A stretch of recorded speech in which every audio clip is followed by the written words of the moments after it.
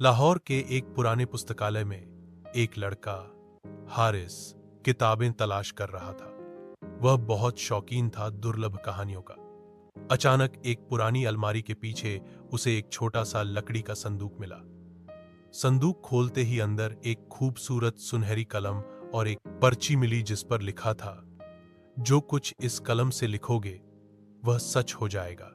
हारिस ने सोचा कि यह मजाक है, मगर जिज्ञासा के हाथों मजबूर होकर उसने एक कागज पर लिखा, मेरे पास एक नई साइकिल है।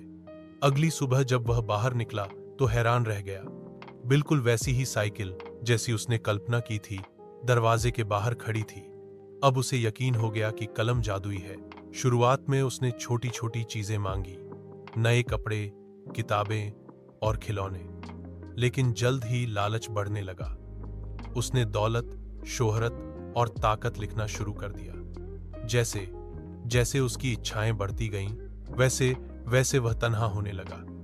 दोस्त दूर हो गए, माँ बाप नाराज और दिल बेसुकून। एक रात उसने तन्हाई में सोचा, क्या यह सब वास्तव में खुशी दे रहा है? अगली सुबह उसने कलम से लिखा, मेरी सारी ताकत वापस हो और मैं एक साधारण सा खुश लड़का बन जाऊं जिसके पास प्यार करने वाले लोग हों। कलम की रोशनी बुझी और सब कुछ सामान्य पर आ गया। हारिस ने सीखा कि असली खुशी चीजों में नहीं, रिश्तों में है।